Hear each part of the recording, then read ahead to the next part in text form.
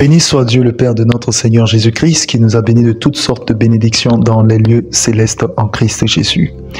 Dieu bénisse ton âme, sois le bienvenu à ce programme dénommé Méditation approfondie de la parole. Nous sommes dans le livre de Genèse, chapitre 4. À partir du verset 1er, Adam connut Ève, sa femme, elle conçut et enfanta Caïn. Et elle dit, j'ai formé un homme avec l'aide de l'Éternel. Elle enfanta encore son frère Abel. Abel fut berger et Caïn fut laboureur. Au bout de quelque temps, Caïn fit à l'Éternel une offrande des fruits de la terre. Et Abel de son côté en fit une des premiers-nés de son troupeau et de leur graisse. L'Éternel porta un regard favorable sur Abel et sur son offrande, mais il ne porta pas un regard favorable sur Caïn et sur son offrande. Caïn fut très irrité et son visage fut abattu. Et l'Éternel dit à Caïn, pourquoi es-tu irrité et pourquoi ton visage est-il abattu? Certainement, si tu agis bien, tu relèveras ton visage, et si tu agis mal, le péché se couche à la porte et ses désirs se portent vers toi, mais toi domine sur lui. Amen. Alors, j'aimerais m'entretenir du moins avec toi sur ce thème, Jésus-Christ est à la porte. Allons-y dans la méditation approfondie de la parole et que la puissance du Saint-Esprit nous conduise au nom de Jésus-Christ de Nazareth. Amen. Genèse chapitre 4, le verset 7, certainement, si tu agis bien, tu relèveras ton visage, et si tu agis mal, le péché se couche à la porte, et ses désirs se portent vers toi, mais toi domine sur lui. Alors, dans le livre, dans Apocalypse, lorsque nous sommes dans le Nouveau Testament, dans le livre d'Apocalypse, il y a un passage extrêmement édifiant, et où le Seigneur Jésus-Christ dit, voici je me tiens à la porte et je frappe, si quelqu'un entend ma voix, ouvre et j'entrerai. Celui qui frappe est à l'extérieur, il n'est pas à l'intérieur. D'accord? Celui qui frappe, il est à l'extérieur, il n'est pas à l'intérieur. La porte, pour aller dans une première définition, c'est le lieu de décision. Dans le psaume 24, on dit, porte élevée vos linteaux, que le roi de gloire fasse son entrée. Qui est donc ce roi de gloire? L'Éternel des armées, voici le roi des gloires. La porte est le lieu des décisions. Vous savez, et que le Seigneur me le permette, je ferai un enseignement approfondi sur la question de la porte dans le volet spirituel et même dans le volet physique, parce que c'est parce qu'il y a eu une porte, les portes célestes, la porte des cieux, que nous avons des portes ici physiquement sur la terre, fabriquées par des menuisiers, tout ce que vous voulez. Vous voyez, vous vous souvenez de l'époque où, parlons-en de l'époque où Jacob était en fuite par rapport à son frère Ésaü, et lorsqu'il se dirigeait vers chez son oncle Laban, alors il est arrivé à un endroit et puis il s'est assoupi, fatigué par le voyage. Il a pris une pierre et puis il a posé sa tête dessus et il a fait un songe, et dans la vision qu'il a eue, il y avait une échelle qui quittait la terre jusqu'au ciel et les anges de l'Éternel montaient et descendaient. Alors écoute bien, les anges montaient et descendaient, ça veut dire qu'il y avait un mouvement du bas vers le haut, pas un mouvement du haut vers le bas. On n'a pas dit les anges descendaient et montaient, mais on dit les anges montaient et descendaient. Alors qu'est-ce qu'ils faisaient? Si on monte, on descend, c'est que certainement on va chercher quelque chose, on ramène en bas, et ça peut être une information, ça peut être des présents, bref, nous y passons. Mais à son réveil, suite à cette vision, et l'Éternel va lui parler, mais j'en passe, je suis le Dieu de ton père Abraham, voici, ainsi de suite. Je suppose que tu connais ce passage, sinon tu le retrouves. Alors il va dire quelque chose, il dit certainement que l'Éternel est en ce lieu, et ce lieu-ci est la porte des cieux. Au niveau d'une porte, il peut y avoir double décision, celle du mal et celle du bien. Caïn, à sa porte, était assis qui? Le péché. Voici, le péché se tient à ta porte. Le péché dans la dimension spirituelle, en une définition ecclésiastique, c'est le fait de manquer le but, de manquer la cible. D'accord? Et il est entretenu par le principe de la désobéissance. Tu vas remarquer avec moi que Dieu a donné un conseil à Caïn. Il lui a dit, certainement si tu agis bien, certainement si tu agis bien, tu relèveras ton visage, et si tu agis mal, le péché se couche à la porte. Alors donc, qu'est-ce qui permet au péché de rentrer? C'est le fait de mal agir. En d'autres termes, le péché était déjà à la porte, il attendait patiemment que Caïn agisse mal pour qu'il puisse rentrer. Mais il y a également le volet de la porte du cœur, et c'est là où je voulais en venir, parce que là, il s'agit d'une porte d'abord spirituelle qui est mise en attente en fonction du comportement, et maintenant, il y a la porte également du cœur. Donc, le péché était déjà à la porte de son cœur, je combine les deux, et il attendait seulement une mauvaise résolution. C'est la raison pour laquelle la Bible dit, garde ton cœur plus que toute autre chose, car de lui viennent les sources de la vie. Et si Caïn avait écouté le conseil de Dieu, il n'aurait pas tué son frère. Parce que le péché saisissant l'occasion, alors l'a poussé à tuer son frère. Regarde encore, la Bible déclare que si tu te mets en colère, que le soleil ne se couche pas, n'est-ce pas, sur ta colère. Tout simplement parce que lorsque nous voyons l'horloge humaine qui est constituée de 24 heures, en général, peu importe les points cardinaux où nous nous trouvons, et bon, même encore plus, ça va dépendre des autres, mais de toutes les façons, il y a un moment donné où le jour se lève, un moment donné où la nuit également vient. Peu importe si nous verrons dans certains endroits où la journée dure plus que la nuit, bref, tout ça, dans tous les cas, le soleil a son temps, la nuit également a son temps. Ça veut dire qu'il y a la porte du soleil, il y a également la porte de la lune. Alors la porte de la lune, à ce moment précis, sur la lune règnent les entités diaboliques et satanistes qui sont là même justement pour diviser les couples, les foyers, apporter la division dans les ménages, dans les familles. Et c'est pourquoi je suis personnellement contre cette idée de lune de miel. Pourquoi pas lune de soleil? Voilà, vous savez, nous sommes appelés à être des personnes spirituelles et non pas des chrétiens, excuse-moi l'expression, taris. N'est-ce pas? La Bible parle de stupide, d'insensé, de celui qui manque de réflexion. Et Jésus-Christ, même en marchant avec ses disciples, va leur dire à un moment donné, mais attendez, vous aussi, êtes-vous encore sans intelligence? Dieu aime les personnes intelligentes. Dieu aime les personnes sages. Dieu aime les personnes qui réfléchissent. J'espère que tu me suis. Dans nos églises, aujourd'hui, nous avons des personnes qui sont au seuil de l'abrutisme, mais qui risquent de frôler ce seuil si la sagesse divine ne les atteint pas. Qu'est-ce que je veux dire par là? Ouvre les yeux, ouvre ton intelligence. Arrête vraiment de vivre dans ce monde comme si tout était charnel. Non, il y a beaucoup de choses qui se passent. Regarde d'ailleurs, dans Romains chapitre 12, il a dit, voilà, que nous soyons transformés, ne vous conformez pas au siècle présent, mais soyez transformés par le renouvellement de l'intelligence. Le renouvellement de l'intelligence. Pourquoi on parle de renouvellement de l'intelligence? Parce que en 2 Corinthiens 5, 17, nous sommes une nouvelle créature. Les choses anciennes sont passées et toutes choses sont devenues nouvelles. Et plus loin, on dit que nous avons été tirés du royaume des ténèbres pour être transportés vers le royaume du Fils de son amour. Donc, quand tu quittes les ténèbres pour la lumière, ton intelligence est renouvelée. Je donne un exemple. Un chrétien qui rétrograde dans sa foi, par exemple, ou un païen qui se retrouve au service de Satan, vous allez voir que Satan ne l'encouragera jamais à louer Dieu. Son intelligence sera renouvelée au sens négatif du terme, c'est-à-dire il deviendra ce qu'on appelle ingénieux au mal. Et donc, lorsque tu es de la lumière, tu deviens ingénieux au bien. Voici donc. Jésus-Christ se trouve à la porte et il frappe. Il veut frapper, il frappe dans le domaine de ta prise de conscience en te disant que le sceau de l'Esprit Saint a été mis en toi. Tu dois te préparer à la rencontre de ton Dieu et il est plus tard que nous le pensons et il est plus proche que jamais.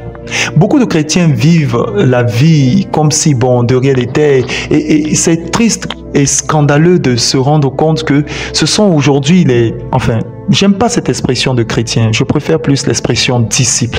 Car tout disciple accompli est comme son maître. Et maintenant, après avoir été disciple, tu deviens ce qu'on appelle justement un témoin. Allez et faites de toutes les nations des disciples. Mais après cela, il dit ceci et enseignez-les à garder ce que je vous ai prescrit. Vous avez vu avec moi. Devenez des témoins réels, des conquérants, des personnes qui gagnent véritablement des âmes pour le Seigneur. Donc, les chrétiens, bon, si ça peut te faire plaisir, on va le dire ainsi, c'est pour le commun des mortels. On dit, c'est en Antioche que pour la première fois, les disciples furent appelés chrétiens. Normalement, quand tu es appelé chrétien, c'est que tu manifestes la vie de Jésus. On est d'accord? Et que tu as pour maître le Seigneur Jésus. Mais ceux qui ne manifestent ni la vie de Jésus et qui ne reflètent ni les enseignements du Seigneur Jésus, je suis désolé, ce ne sont pas des chrétiens, ce sont des sympathisants à l'évangile de Jésus-Christ, ou bon, pour d'autres, on va clairement dire que ce sont des loups ravisseurs au milieu des brebis. Mais là n'est pas la question. Vous allez remarquer que ces types de personnes, elles sont plus influencées par le monde que le monde ne devait être attiré par nous. Nous avons oublié le mandat initial, qui est prophétique et apostolique, qui consiste à ramener le cœur des pères vers les fils et le cœur des fils vers les pères. Et dans ce siècle, dans ce temps de la fin, on se rend compte que même les prédications sont diluées, sont atténuées à sur toutes les sphères, même dans les cultes. Le monde est carrément rentré dans l'église au point où Jésus est à la porte, il frappe, mais personne n'entend. Regarde, dans l'Apocalypse, je vais bientôt atterrir. Dans l'Apocalypse, il dit, voici, je me tiens à la porte et je frappe. Celui qui entend ma voix ouvre, j'entrerai. Comment le maître? Écoute-moi bien, frère. Jésus est supposé être notre maître. Il est le chef. D'accord? Il est le chef de l'église. Maintenant, il dit, il se tient à la porte et il frappe. Celui qui entend ma voix ouvre, j'entrerai. Ça veut dire que si on n'entend pas la voix de Jésus, il y a deux possibilités. Soit tout le monde dort, soit il n'y a personne dans la maison. Je vais ajouter une troisième possibilité. Soit tout le monde est en train de s'amuser et la musique est trop, on est distrait. Je préfère dire nous sommes distraits. Parce que même chez toi, quand un invité tape et tu n'entends pas, soit tu es en train de dormir, soit il n'y a personne dans la maison, soit tu es distrait, c'est-à-dire tu es occupé par autre chose. Je donne un exemple très simple, hein. Nous sommes au siècle de la technologie, tu as peut-être tes écouteurs et tu as mis le volume à fond et tu n'entends même pas qu'on tape à la porte. Et voilà comment Jésus arrive chez lui-même. Je vais dire ainsi chez les siens. Mais regardez, oh là là, j'aime la parole. À la résurrection, il n'a pas besoin de frapper à la porte pour se retrouver là où se trouvent les disciples. Il traverse le mur et puis il rentre. Mais là, au moment où il doit revenir dans le livre de l'Apocalypse et il explique tout, tu peux le prendre comme tu veux, il dit que c'est une parabole, c'est pas grave. Mais dans tous les cas, il est obligé de frapper au lieu de rentrer directement. Mais quand tu es propriétaire de ta propre maison, tu n'as plus besoin de frapper pour rentrer. Donc si le Seigneur se retrouve à frapper pour rentrer, ça veut dire que quelque part on l'a mis dehors. Par notre inconduite, par le fait d'avoir provoqué un mixage entre les ténèbres et la lumière, c'est-à-dire aujourd'hui on te regarde, il y a des personnes qui sont des zombies, j'aime les appeler les chauves-souris, ils sont mi-chrétiens, mi-païens, c'est-à-dire ils sont 50% chrétiens, 50% païens, et d'autres ils sont 90% païens, 10% chrétiens. Bon, on ne sait même pas. C'est pourquoi Jésus-Christ a pris la résolution de dire, mes brebis entendent ma voix, je les connais et elles me suivent. Donc s'il dit mes brebis entendent ma voix, je les connais et elles me suivent, ça veut dire tout simplement que lorsque le Seigneur Jésus-Christ parle, ceux qui sont véritablement ses fils et ses filles, parce qu'il y en a qui ne le sont pas, quand bien même il confesse son nom, j'aime le rappeler, il dit, ils viendront et diront, Seigneur, n'avons-nous pas fait ceci en ton nom, ainsi de suite. Il dira, éloignez-vous de moi, ouvriers d'iniquité, car je ne vous ai jamais connu. Donc se servir du nom de Jésus ne veut pas dire qu'on appartient à Jésus. Connaître Jésus ne veut pas dire que le Seigneur te connaît. Parce que dans Éphésiens, nous avons reçu le sceau de l'Esprit. Est-ce que tu as reçu le sceau de l'Esprit? As-tu reçu le sceau? As-tu reçu la confirmation que tu es fils de Dieu? Donc, ces brebis entendent la voix, il les connaît, il les suit. Il dit, petite troupeau, il a plu au Père de te donner le royaume des cieux. Ça veut dire que, malheureusement, nous ne sommes pas nombreux. Eh bien, à aller au ciel. Ah oui, nous ne serons pas nombreux à aller au ciel. Détrompe-toi, frère. Je prie, ou sœur, je prie Dieu du fond de mon cœur, que tu prennes conscience de cela. Nous ne serons pas nombreux. Soyons très clairs.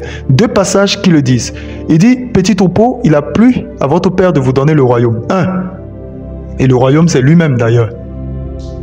On y arrivera.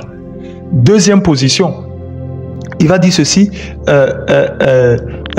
là, quand nous allons dans les profondeurs, il dit large et spacieuse le chemin qui mène à la perdition, étroite et il y en a beaucoup qui l'empruntent, étroite et resserrée le chemin qui mène, n'est-ce pas, 3 points de suspension, au salut, selon les versions et tout, et il y en a peu qui le trouvent.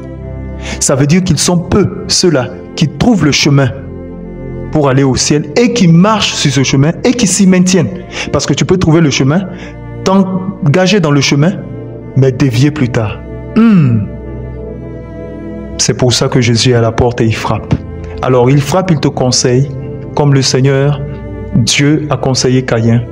Certainement si tu agis bien. Certainement si tu agis bien. Certainement si tu agis bien. Alors, aujourd'hui, le Seigneur Jésus-Christ te dit qu'il est à la porte et il te rappelle tout ce que tu fais qui n'est pas bon. Certainement, si tu agis bien, tu sauveras ton âme. Mais si tu persistes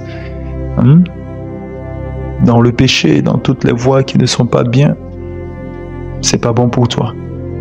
Alors que Dieu t'accorde la grâce et que le Saint-Esprit te révèle véritablement à quelle porte de ta vie, parce qu'il y en a plusieurs, le Seigneur Jésus est en train de frapper. Et tu ne réponds pas parce que tu es distrait. Regarde, ça me fait penser aux célibataires qui veulent se marier. Une fois qu'ils se marient, ils oublient Dieu, homme ou femme. Ils sont maintenant plus engagés. Oh mon mari, oh ma femme. Ou encore, une fois après qu'ils passent cette étape, oh mes enfants, oh ceci. Que Dieu te pardonne. Mais toute personne qui fait ça, réponds-toi. Autrement, tu es vaincu au nom de Jésus. Et je prie Dieu que cela ne soit pas ton cas, parce que tu ne dois pas être dans le contact et dans le contexte du moins de l'idolâtrie. Tout ce qui passe avant Dieu dans ta vie, c'est de l'idolâtrie. N'oublie jamais ça. Tu as le don de prophétie, tu aimes plus prophétiser que passer du temps dans la présence de Dieu et échanger avec lui. Tu es un idolâtre. Tu es chantre de l'Éternel, tu aimes plus chanter au lieu de méditer la parole et écouter le Saint-Esprit, tu es idolâtre. Tu es pasteur, tu aimes plus les programmes de l'église que le temps passé en intimité avec Dieu dans sa présence, tu es un idolâtre. Tu es un féticheur déguisé en pasteur. Alors, que l'Éternel te fasse du bien et qu'il te permette, n'est-ce pas, d'être attentif. Bon, une dernière chose, en vérité, la clé qui ouvre la porte lorsque le Seigneur Jésus-Christ frappe, c'est le Saint-Esprit, c'est tout. Si tu n'as pas le Saint-Esprit, je suis désolé, tu n'entendras pas le maître frapper. Et de toutes les façons, il ne viendra même pas à ta porte. Pour prochainement, regarde la parabole des 10 vierges. 5 étaient sages, 5 étaient folles. Lis et tu comprendras. Que Dieu bénisse ton âme et qu'il te fasse du bien au nom de Jésus. Père, je te rends grâce pour toutes les personnes qui m'ont écouté, que cela apporte dans leur vie un changement radical, une transformation, une vie nouvelle en Christ Jésus. À l'agneau immolé, soit la gloire, l'honneur, la richesse, la force, au siècle des siècles. Au nom de Jésus-Christ de Nazareth, le Fils de Dieu très haut, mort, ressuscité, enseveli, assis sur le trône et qui revient bientôt. Lui qui accomplit toutes choses bonnes en notre faveur et qui nous a réconciliés avec Dieu le Père. À lui soit la gloire pour le siècle des siècles. Amen. Et Amen.